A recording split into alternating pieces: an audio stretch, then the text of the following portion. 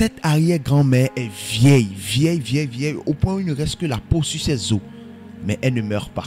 Malgré tout, elle ne meurt pas. Malgré toutes les années qui passent, elle ne meurt pas. Mais à chaque fois, il y a un bébé qui meurt. Et à chaque fois qu'un bébé meurt dans la famille, elle se retrouve. Elle retrouve une jeunesse encore. C'est ce que nous allons découvrir dans cette vidéo. Salut à tous, j'espère que vous allez bien. Bienvenue dans cette vidéo. Et dans cette vidéo, nous allons parler d'un phénomène qui se passe souvent dans les maisons et quelque chose qui se passe et beaucoup de gens ne comprennent pas parce que c'est une affaire mystique. C'est ce que nous allons découvrir dans cette vidéo. Donc, il est très important que vous puissiez rester jusqu'à la fin pour comprendre de quoi il s'agit et également pour tirer les leçons qu'il faut pour ne pas tomber dans ce genre de piège. Si vous n'êtes pas encore abonné à la chaîne, abonnez-vous et activez la cloche de notification pour être informé chaque fois que nous publions une nouvelle vidéo. N'oubliez pas surtout de liker la vidéo, de nous donner vos avis dans les commentaires et de partager le lien de la vidéo autour de vous. Sans plus tarder, commençons. De quoi s'agit-il? Il s'agit d'une femme qui a vécu quelque chose de façon extraordinaire. Elle était petite en ce moment, elle n'avait que 2 ans quand la chose s'est passée. Et son père lui a raconté cette histoire qui est une histoire vraie et véridique. Il s'agit de quoi? Il s'agit de la famille de sa mère. C'est-à-dire quoi? Lorsqu'elle était petite, elle avait 2 ans, son père et sa mère ont décidé d'aller dans le village de sa mère pour pouvoir passer quelques temps avec la famille. Et lorsqu'ils sont allés là-bas, ils ont découvert que l'arrière-grand-mère de sa mère était toujours vivante jusqu'à cette époque-là. Comment est-ce qu'une vieille femme comme ça peut être vivante? Il ne restait que les os sur elle. Elle était vieille et elle tombait de temps en temps malade.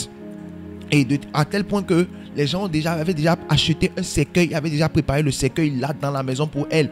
Et on savait que dès qu'elle va tomber, on va l'enterrer en même temps. Il n'y aurait pas de simagrée, encore de choses bizarres qu'on va encore faire ou de cérémonies rituelles. Non, on l'enterre simplement directement parce qu'elle a déjà trop fait sur la terre. Mais on remarque que à chaque fois qu'elle tombe malade, il y a un bébé dans la maison qui meurt. Et quand le bébé meurt, quelques temps après, elle se retrouve en même temps. Et dès que le bébé meurt, elle se retrouve encore, une nouvelle santé. Et c'est ça se passait comme ça à chaque fois jusqu'à ce qu'elle a eu cet âge-là. Et elle est toujours vivante. Donc, les gens n'ont pas rapidement fait le rapprochement. Mais quelques temps après, qu'est-ce qui va se passer? Un jour, cette dame-là, la dame qui est en train de raconter l'histoire maintenant, était bébé. Comme je vous ai dit, elle avait 2 ans. Son papa l'a mis dans la cour. Elle était en train de s'amuser dans la cour. Quand tout à coup, qu'est-ce qui va se passer?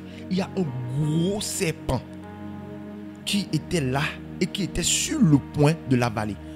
Qu'est-ce qui va la sauver? C'est le fait que son papa l'a appelé. Et quand son papa l'a appelé, elle n'a pas répondu. Donc le papa s'est retourné parce que le papa était en train de faire quelque chose. S'est retourné pour la voir, mais j'entends plus le bruit de ma fille. J'entends plus la voix de ma fille. Pour regarder simplement, il voit qu'il y a un gros serpent qui est déjà là et qui était prêt déjà à avaler la fille.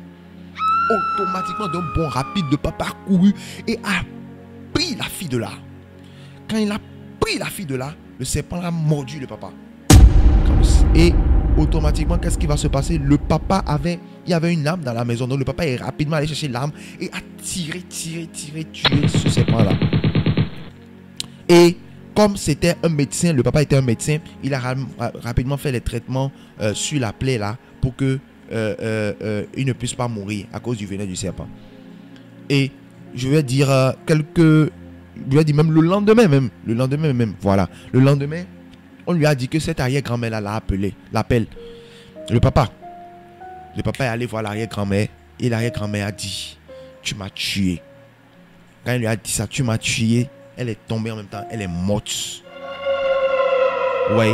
Et le papa, cette plaie là ne s'est pas cicatrisée. La morsure de serpent là ne s'est pas cicatrisée pendant près de 10 ans. Ça ne s'est pas cicatrisé. Vous voyez un peu? C'est ça qu'on appelle le mysticisme. C'est ça qu'on appelle le monde de la sorcellerie. C'est ça qu'on appelle le monde spirituel. Cette femme là, c'est une sorcière qui se transformait en serpent et venait à chaque fois tuer les enfants. On ne sait pas ce qui arrive aux enfants, les enfants meurent. Mais les gens ne savaient pas que c'était des morsures de serpent. Ouais, ou bien l'enfant disparaît, elle avale l'enfant et puis elle disparaît. Pourquoi? Parce qu'elle vient mystiquement. Elle vient dans le monde de la sorcellerie. Vous voyez? Donc mystiquement, elle vient, elle fait ces opérations-là. Donc en tuant ces enfants-là, donc elle prend l'âme de ces enfants-là maintenant pour échanger avec son âme maintenant. C'est-à-dire que la mort qu'elle devait avoir, elle met cela maintenant sur les enfants et elle maintenant, elle vit la vie que les enfants devaient vivre. C'est ça qui fait qu'elle ne mourrait pas, elle ne mourrait pas, elle ne mourrait pas, elle ne mourrait pas. Il y a beaucoup de gens comme ça dans les familles aujourd'hui. Dans les familles, vous pouvez ne pas le savoir, vous pouvez ne pas les ignorer. Vous pouvez même pas, vous pouvez les ignorer, vous pouvez ne pas savoir que c'est eux. Et ils n'ont pas besoin d'être vieux. Ils peuvent être même enfants et même jeunes et être en train de faire ça.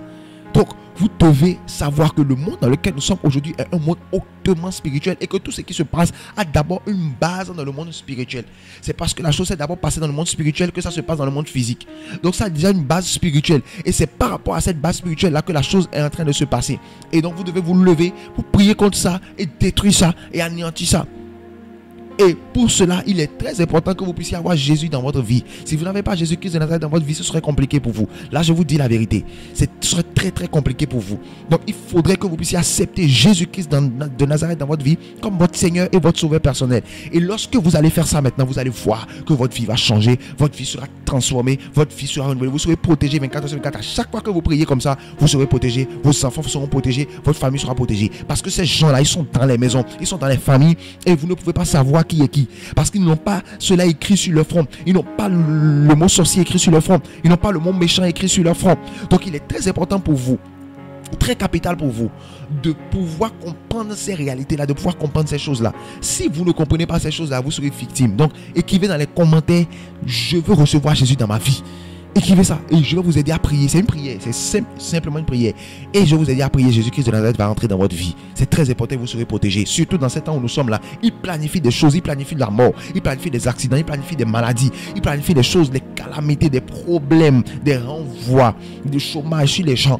Mais lorsque vous priez, ces choses-là ne vous arrivent pas. Donc nous allons prier ensemble. C'est très important.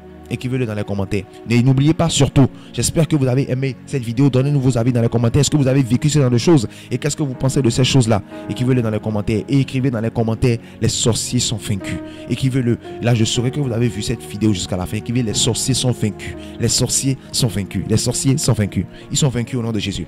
N'oubliez pas de vous abonner à la chaîne et d'activer la cloche de notification pour être informé chaque fois que nous publions une nouvelle vidéo. N'oubliez pas également de partager le lien de la vidéo autour de vous et surtout likez la vidéo et donnez-nous vos avis dans les commentaires. Que le Seigneur vous bénisse. Restez connectés parce qu'il y a encore de plus bonnes histoires encore mystiques qui arrivent. Restez connectés et à la fois prochaine. Shalom, shalom.